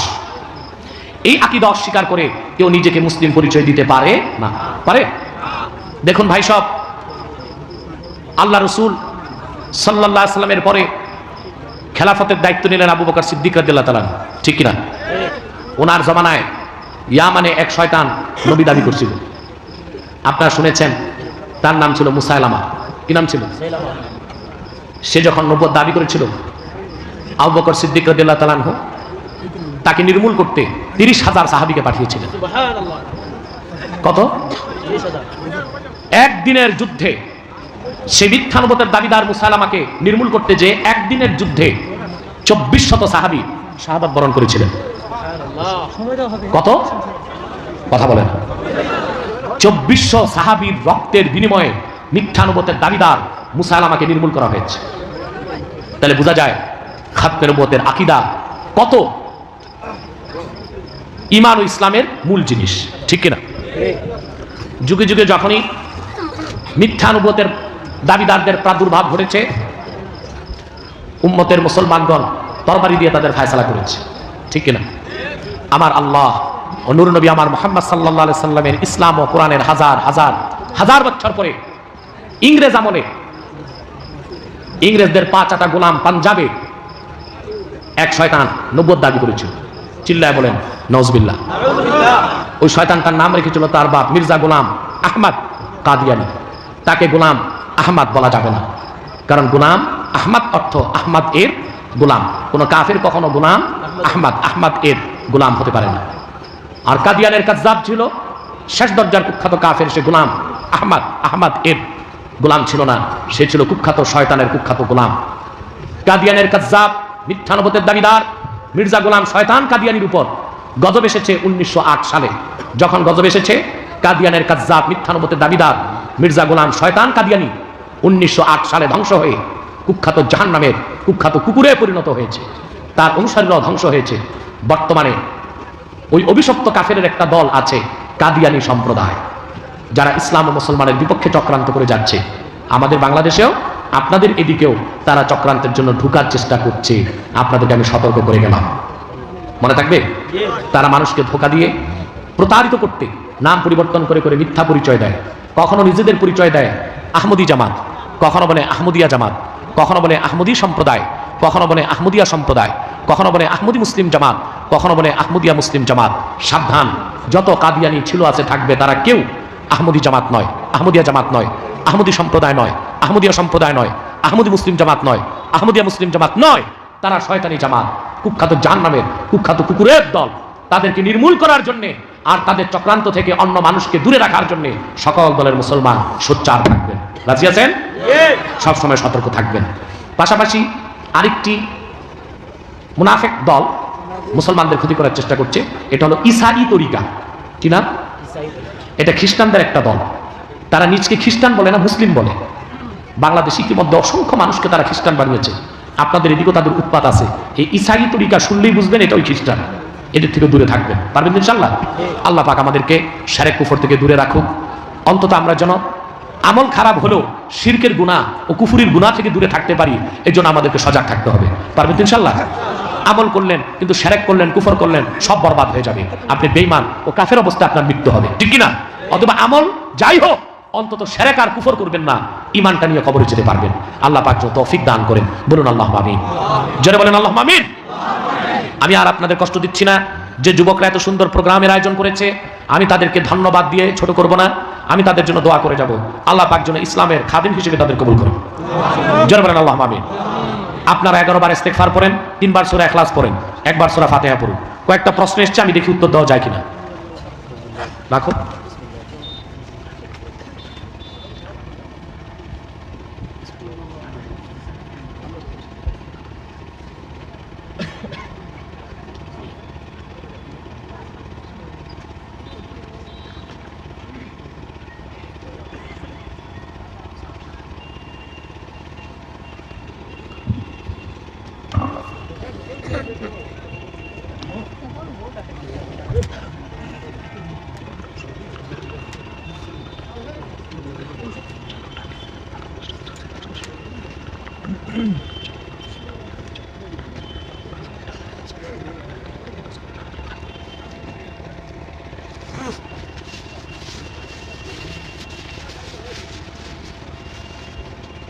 সম্মানিত সুধী, আমি তো আপনারা অনেক মহব্বত করেন, দাওয়াত করেন, আসতে পারি না ব্যস্ততায়, ঠিক কিনা? আমি না আসতে পারলেও যোগাযোগ করবেন ইনশাল্লাহ। আমার মেজো ভাই মাওলানা ইহসানুল্লাহ আব্বাসী, ছোট ভাই আন্তর্জাতিক কারি মাওলানা ওবায়দুল্লাহ আব্বাসী, তাদেরকে আমি পাঠাবো ইনশাল্লাহ। পাশাপাশি আমার হাতে গড়া ছাত্র মুফতি আহমদ হাসান গাজীপুরি খুব সুন্দর ওয়াজ করছে না, কথা বলেন, তাদেরকে ডাকবেন। গতকাল ছিল আমার ছাত্র মুবাল্লিক এনামুল হক আজাদি, সত্যি সুন্দর ওয়াজ করেছে, ঠিক কিনা? আপনারা তাদের কাছ থেকে অনেক ভালো ভালো কথা শুনতে পারবেন, খ্যাতমতো পাবেন ইনশাআল্লাহ। এই কমিটিতে যারা আছেন সবার জন্য আমি দোয়া চাই। আমার নারায়ণগঞ্জের পার্শ্ববর্তী এলাকার এক ভাই আছে, নামটা বলো তোমার? হাজি মোবারক হোসেন। আমি প্রথমবার আসতে পারি নাই, কমিটি যখন আমার কাছে গেছে, এ মন্টু সাবুজি উঠছে বাসায়, একেবারে হাতে পায়ে ধরে আবদার, আপনাকে আসতেই হবে। সেজন্য বাংলাদেশের অন্য শিডিউল প্রোগ্রাম ক্যান্সেল করে আমি আজকে এখানে এসেছি। তারা বলেছিল আমাকে হেলিকপ্টারে আনবে, কিন্তু আমি দেখেছি যে বর্ডার পার হওয়ার পর সন্ধ্যা হয়ে যাবে, এতে দেখা যাবে টাকাটা অপচয় হবে, আমি আর আসতে পারবো না। সেজন্য আমি কালকে তাদের বলেছি হেলিকপ্টারে আমি আসবো না, সেটা ক্যান্সেল করে দাও, কষ্ট হলেও আমি গাড়িতে আসবো ইনশাআল্লাহ। এবং আমি গাড়িতে এসেছি, কিন্তু এতটা দূরে এটা আমি চিন্তা করতে পারিনি। আর পাহাড়ি পথ, অনেকটা সাপের মতো সরপিল, ঠিক কিনা? হ্যাঁ, 200 কিলোমিটার, হ্যাঁ, অনেক পথ পাড়ি দিয়ে আসতে হয়েছে। সে যাই হোক, আলহামদুলিল্লাহ আমি আমার ওয়াদা রক্ষা করতে পেরেছি, আলহামদুলিল্লাহ আমার সব দায়িত্ব পালন করতে পেরেছি। এবং যুবকরা যে একটা হীনমন্যতায় ভুগছিল, এখন তাদের বুকটা ভরে গেছে, আলহামদুলিল্লাহ প্রোগ্রামটা হয়ে গেছে, ঠিক কিনা? আমি সবার জন্য দোয়া চাই। এখানে প্রশ্নটা কোথায় ছিল? আচ্ছা আচ্ছা আচ্ছা আচ্ছা আমরা জানি আল্লাহ বলেছেন, আল্লাহ তাআলা নামাজ সকল অশ্লীল কাজ থেকে বিরত রাখে। কিন্তু দেখা যায় যে আমরা নামাজ পড়ি, অশ্লীল কাজও করি, তাহলে কি আমাদের নামাজ কবুল হচ্ছে না? দেখুন ভাই, আল্লাহ পাক সূরা আনকাবুতে বলেছেন, ইন্না সালাতা তানহা আনিল ফাহশাই ওয়াল মুনকার, নিশ্চয়ই নামাজ মুমিনকে সকল অশ্লীল কাজ থেকে, নিষিদ্ধ কাজ থেকে রক্ষা করে। কথা বুঝেন নাই? এখন সে সালাতের দুইটা জিনিস থাকতে হবে, একটা খুশু আর একটা খুজু। বুঝেন নাই? আপনি যখন নামাজে দাঁড়াবেন, আপনার দেহ থাকবে কাবার দিকে, দিল থাকবে আল্লাহর দিকে। ওই নামাজ 40 দিন পড়বেন, আল্লাহর কসম আপনার দ্বারা কবিরা গুনাহ, অশ্লীল কাজ, হারাম কাজ হবে না। কিন্তু আমরা ওই রকম নামাজ পড়তে পারি না বলেই নামাজের ফায়দা পাচ্ছি না। কিন্তু মনে রাখবেন, নামাজ একটা কবুল আর একটা আদা। আপনার নামাজ যদি কবুল না হয়, নামাজ পড়ে যেতে হবে। অন্তত নামাজ তরকের কারণে আল্লাহ আপনাকে শাস্তি দিবেন না। আর যদি কবুলও হয়ে যায়, তা তো কথাই নাই, আপনি বিনা হিসাবে জান্নাত পাবেন। একটা হলো নামাজ আদা, আর একটা হলো নামাজ কবুল। নামাজ যদি কবুল না হয়, নামাজ আপনাকে পড়ে যেতে হবে। কথা বুঝতে পারছেন? টাকার নিরাপত্তার জন্য আমরা ব্যাংকে টাকা জমা রাখি, ব্যাংক তার নিয়মে কিছু ইন্টারেস্ট প্রদান করে। সেই টাকা কি আমরা কি কাজে ব্যবহার করতে পারবো? ইন্টারেস্ট যেটা আপনি নিচ্ছেন ওটা সুদ, ওটা কি? সেটা আপনি সুদটা নিয়ে গরিব মিসকিনকে দান করে দিতে পারবেন, সওয়াবের নিয়ত ছাড়া। বুঝলেন নাই? সুদের টাকাটা কি করবেন আপনি? গরিব মিসকিনকে দিয়ে দিবেন, কিন্তু সোয়াবের নিয়ত করতে তাতে কোনো সমস্যা নাই। শরীয়তের দৃষ্টিতে তাবিজের ব্যবহার কতটুকু গ্রহণযোগ্য? প্রথম কথা, আপনাকে তাবিজ চিনেন কিনা? আমাদের আহলে হাদিস ভাই যারা, তারা বলে তাবিজ ব্যবহার করা শিরক। এটা একটা ভুল ফতোয়া। আউয়াজা ইউআউযু তাবিজ, বাবে তাফিল থেকে তাবিজ অর্থ আল্লাহর কালামের মাধ্যমে আল্লাহর কাছে পানাহ চাওয়া। এটা জায়েজ। এটা কি? যদি আল্লাহর কোরআনের কালাম থেকে হয়, এটাকে বলা হয় রুকিয়া শারঈয়া, এটা জায়েজ। আল্লাহ রাসূল সাল্লাল্লাহু আলাইহি ওয়াসাল্লাম যেটাকে শিরক বলেছেন, ওটা তাবিজ না, ওটার নাম তামিমা। হাদিসে এসেছে, রাসূলুল্লাহ বলেছেন, মান আল্লাকা তামিমাতান ফাকাদ আশরাক, যে তামিমা লটকাইলো সে শিরক করলো। ওই তামিমার 14টা অর্থ। কয়টা? কথা বলেন। যেমন নরি, করি, পাথর, জরি, বুটা, সুতা, ফিতা, সিরা স্যান্ডেল, পশুর মৃত পশুর চামড়া, মৃত পশুর শিং, মৃত পশুর পায়ের খুরা, এইরকম যে কোনো জড় পদার্থকে বরকতের জন্য লটকানো শিরক, ওটার নাম তামিমা, ওটা তাবিজ না। ওইটাকে হাদিসে শিরক বলা হয়েছে। কিন্তু কোরআন হাদিস থেকে যেটা দেওয়া হয় এটা তাবিজ, এটা জায়েজ। এটা কি? শুধু জায়েজ না, আমার তাহকিকে আমি বলি এটা সুন্নতে সাহাবা। তাফসীর কবির প্রথম খণ্ডে এসেছে, রোম সম্রাট হেরকেল বাদশাহ, তার মাথা ব্যথা, কোনো ওষুধে কাজ হয় না। তখন তিনি এক লোক পাঠালেন হযরত ওমরের কাছে। ফাবাআসা লাহু উমর রাদিয়াল্লাহু তাআলা আনহু কালানসুয়াতান, হযরত ওমর রোম সম্রাটের মাথা ব্যথা সারতে একটা টুপি পাঠিয়ে দিলেন। সুবহানাল্লাহ বলবেন। ওই টুপি মাথায় দিলে রোম সম্রাটের মাথা ব্যথা চলে যেত, টুপি খুললে আবার ব্যথা হতো। কৌতূহল জাগছে তার, টুপির ভিতরে হযরত ওমর কি ওষুধ দিলেন। টুপি খুলে দেখে কোনো ওষুধ নাই, শুধু লেখা বিসমিল্লাহির রহমানির রহিম। সুবহানাল্লাহ। তাহলে আল্লাহর কালাম থেকে লিখে দেওয়া জায়েজ না? না জায়েজ। এটাই তাবিজ। আর যেটা শিরক ওটা কি? তামিমা। ওটা কি? সুতা, ফিতা, নরি, করি, জরি, বুটা, এগুলো, এটা শিরক।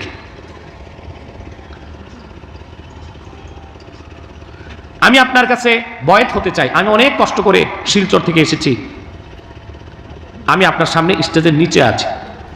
আমার মতো পাপির কাছে বয়াত হয়ে কি করবেন? বড় কোনো বুজুর্গ বা আল্লাহওয়ালা ব্যক্তির কাছে বয়াত হইলেই বেশি উপকার পাবেন। তারপর আপনি এসেছেন আমার সাথে সাক্ষাৎ করবেন। এক ভাই প্রশ্ন করছে, হুজুর আপনি কেমন আছেন? আপনি তো দেখতেই পাচ্ছেন কেমন আছেন।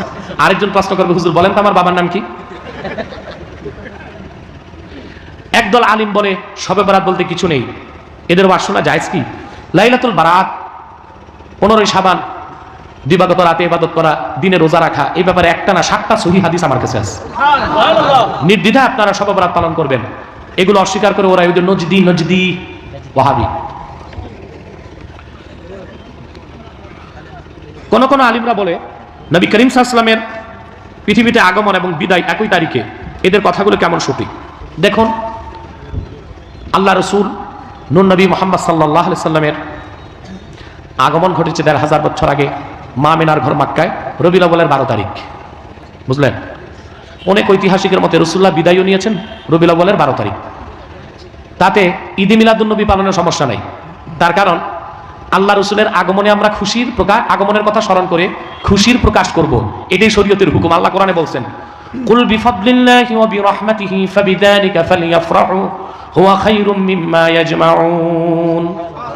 সূরা ইউনূস 63 নম্বর আয়াতে আল্লাহ বলেছেন, মুহাম্মদ সাল্লাল্লাহু আলাইহি ওয়াসাল্লাম আপনি বলুন, হে মানব জাতি, আল্লাহর ফদল হলো কোরআন, আর আল্লাহর রহমত, অর্থাৎ আল্লাহর রহমত আমি নিজে মুহাম্মদ সাল্লাল্লাহু আলাইহি ওয়াসাল্লাম। কোরআন আসার কারণে আর আমি মুহাম্মদ সাল্লাল্লাহু আলাইহি ওয়াসাল্লামের আগমনের কথা স্মরণ করে মুমিনরা যেন আনন্দের প্রকাশ করে। এই জন্য আনন্দের প্রকাশ করা যাবে, রাসূলুল্লাহ বিদায় নিয়েছেন সেই কথা স্মরণ করে শোক করা যাবে না। শোক করা যাবে না তার দ্বিতীয় কারণ, আমরা মরে গেলে মরে যাই, কিন্তু আল্লাহ রাসূল মুহাম্মদ সাল্লাল্লাহু আলাইহি ওয়াসাল্লাম তো হায়াতুন নবী।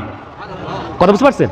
এই ব্যাপারে ঈদে মিলাদুন নবীর উপর আমার ডকুমেন্টারি আলোচনা আছে, তা দেখার চেষ্টা করবেন ইন্টারনেটে, বিষয়গুলো স্পষ্ট হয়ে যাবে ইনশাআল্লাহ।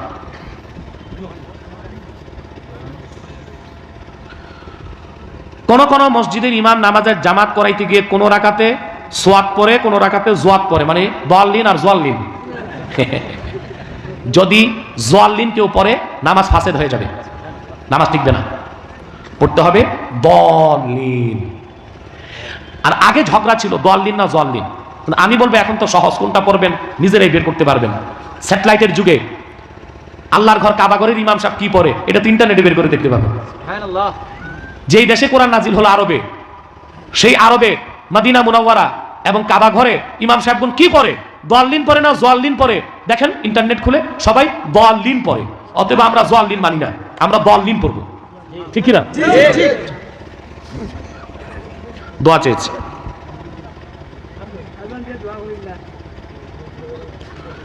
আপনার কাছে কি কোনো ব্যাখ্যা আছে 90% আজান হবে কয়টায়?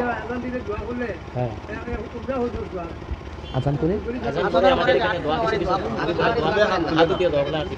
আজানের পর হাত তুলে দোয়া করা সুন্নাত। আমি দলিল বলতেছি। আপনার কাছে কি কোনো ব্যাখ্যা আছে 90% মুসলমানের দেশ বাংলাদেশে, সেই দেশে এত নাস্তিকের আবির্ভাব কেন হচ্ছে? জি, ব্যাখ্যা আছে। আমার দেশে বাংলাদেশে যে পরিমাণ মাহফিল হয় পৃথিবীর কোথাও তা হয় না, কিন্তু কোরআন হাদিসের কথাগুলো কম হয়, কেচ্ছা কাহিনী বেশি হয়। ইমান আকিদার কথা কম হয় বলে মানুষগুলো বিভ্রান্ত হয়ে যাচ্ছে। আমাদের প্রত্যেক দায়ী ইলাল্লাহ বা কোরআনের খাদিমের উচিত ইমান আকিদাকে প্রথম প্রায়োরিটি দেওয়া, তারপরে আমলের বয়ান করা। আজানের পর হাত তুলে দোয়া এটা সুন্নাত। কেন? মুসলিমের হাদিস রাসূলুল্লাহ সাল্লাল্লাহু আলাইহি ওয়াসাল্লাম বলেছেন, কুলু মিসলামা ইয়াকুলুল মুআদ্দিন সুম্মা সালুল্লাহ লিয়াল ওয়াসিলা। মুয়াজ্জিন আজানে যা বলে তোমরা হুবহু তা বলো, অতঃপর আমি মুহাম্মদ সাল্লাল্লাহু আলাইহি ওয়াসাল্লামের জন্য আল্লাহর কাছে ওসিলা চাও। এই যে আজানের পর দোয়া আমাদের জন্য না আল্লাহ রাসূলের জন্য? আরে মাতো না, আল্লাহ রাসূলের জন্য। আমরা বলি আল্লাহুম্মা রাব্বা হাদিদ দাওয়াতিত তাম্মা, করি নাই দোয়া? কার জন্য করি? নূর নবী সাল্লাল্লাহু আলাইহি ওয়াসাল্লামের জন্য। রাসূলুল্লাহ বলেছেন সালুল্লাহ, সালু। আমরা হাজির মারুফ, জামা মুজাক্কার হাজিরের সিগা, অর্থাৎ আল্লাহর কাছে সুয়াল করো, আল্লাহর কাছে চাও। আবু দাউদের হাদিস, নাসাইর হাদিস, মেশকাতের হাদিস, রাসূলুল্লাহ অন্য হাদিসে বলেছেন, ইজা সাআলতুমুল্লাহ ফাসআলুহু বিবুতুনি আকুফিকুম। যখন আল্লাহর কাছে সুয়াল করবা তা হাত তুলে সুয়াল করবা। সুবহানাল্লাহ। তাহলে মুসলিমের হাদিস অনুযায়ী আমরা সুয়াল করি আজানের পর, আর আবু দাউদের হাদিস অনুযায়ী হাত পাতি। তাহলে আজানের পর হাত তুলে দোয়া করা সুন্নাত কিনা বলেন? উনি বুঝছে? বুঝছেন নি? মাথা না হয়েছে? সুন্নাত সুন্নাত সুন্নাত।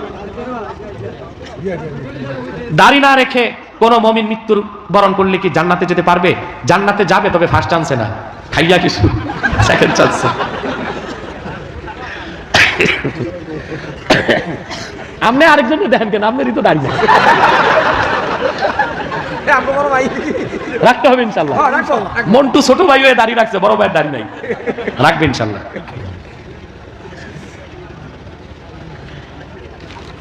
আমাদের দেশে ব্যবসায়ীদের বাধ্যতামূলক ব্যাংকিং পরিষেবা নিতে হয়, এক্ষেত্রে বছর শেষে সুদের পরিমাণ হিসাব করা সম্ভব নয়। আমাদের করণীয় কি? আপনি সুদ কতটুক হয় প্রবল ধারণা অনুযায়ী যেটা মনে করেন সেটা ডিডাক্ট করবেন, আলাদা করে নেবেন, বুঝলেন নাই? আর থাকেন তো একটা দারুল হারবে, আল্লাহ মাফ করবেন। এখন দোয়া হোক, কিছু বলবেন না? আচ্ছা, একটু সালাত সালাম পড়ে নিই আমরা, কি বলেন? সালাত সালামের সময় পালাবেন, দৌড়াবেন, এই বেয়াদবি করবেন না, মহাব্বতে সাল্লাল্লাহু আলা মুহাম্মদ সাল্লাল্লাহু। ওই মাইক বন্ধ করতে তো। ইয়া নবী ইয়া রাসূল ইয়া হাবিব সালাওয়াত মুহাম্মাদুন রাসূলুল্লাহ সাল্লাল্লাহু আলাইহি ওয়াসাল্লাম। খাতামাল্লাহু বিহিন নুবুওয়া ওয়া হাকামান লা নাবিয়্যা বা'দাহু ইয়া নবী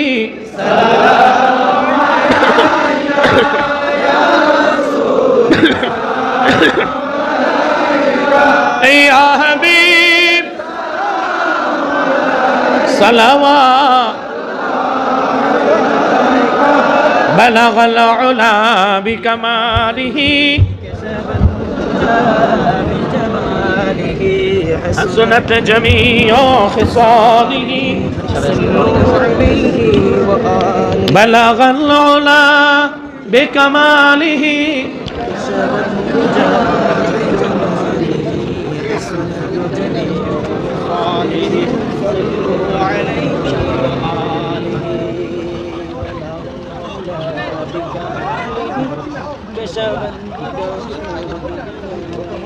আপনাদের কার কোনো বক্তব্য নাই তো? মোনাজাত করে দিব।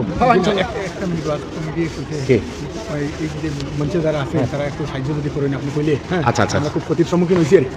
আসলে মাহফিলটা তারিখ ঘুরাতে অনেক টাকা প্রয়োজন হয়ে গেছে। স্টেজে তো অনেক নামি দামি লোক আছেন, মালদারও আছে।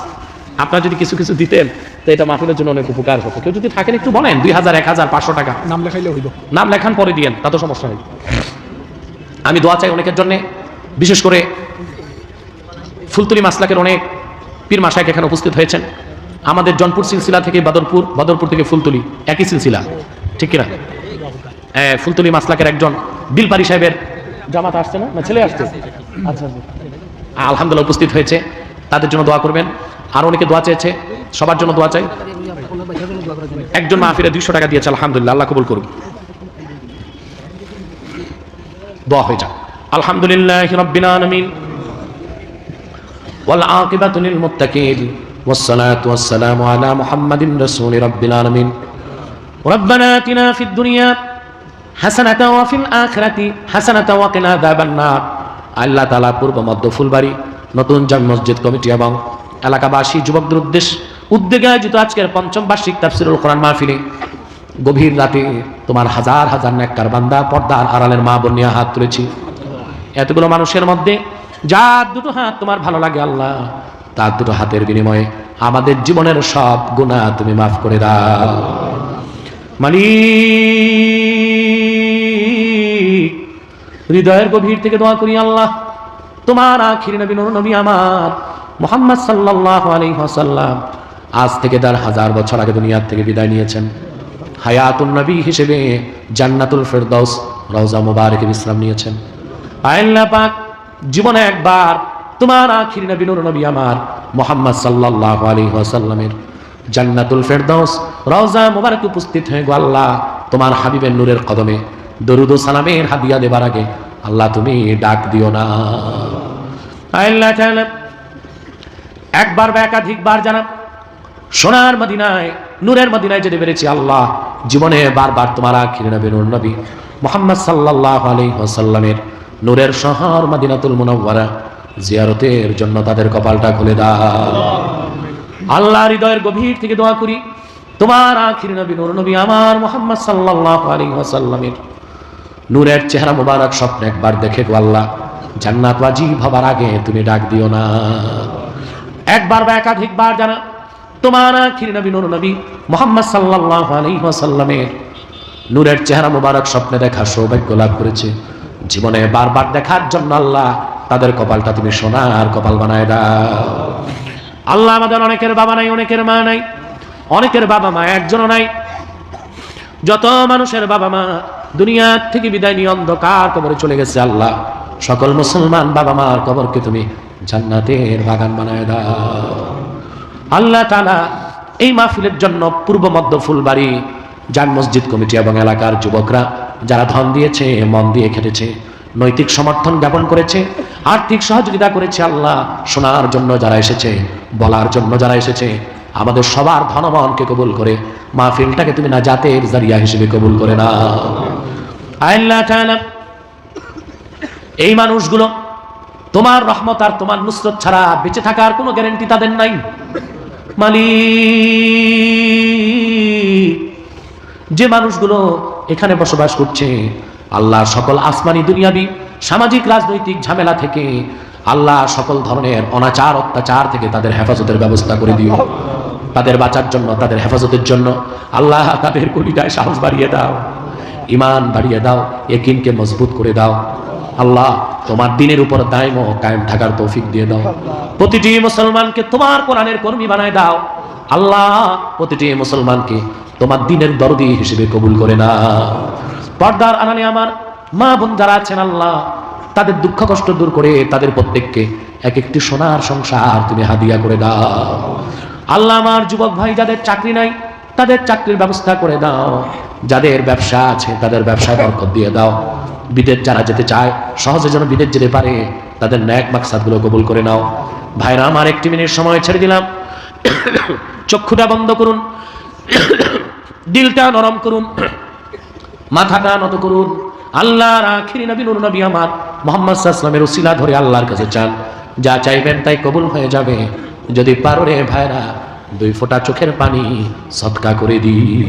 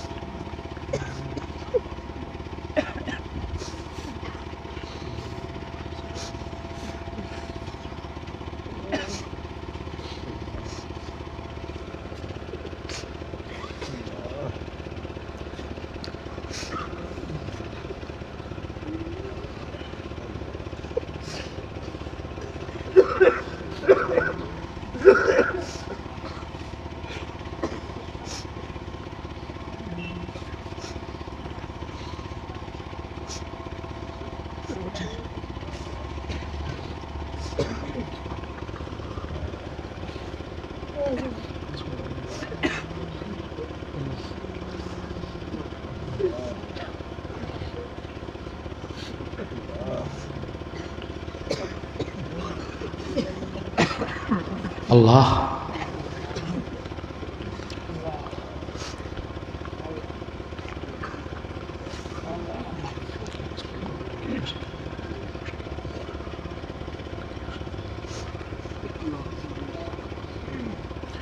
اللهم إنا نتوسل إليك بوسيلة حبيبك المحترم نبيك الخاتم سيدنا إمامنا محمد بن عبد الله نبي الله رسول الله صلى الله عليه وسلم الذي أكملت به قصر النبوة وحكمت لا نبي بعده وأعلنت في القرآن بالبرهان أن محمدا صلى الله عليه وسلم خاتم النبيين والمرسلين قبل 1500 سنة وصلى الله تعالى على خير خلقه نبينا محمد نور الله وعلى آله وصحبه أجمعين برحمتك يا أرحم الراحمين. السلام عليكم.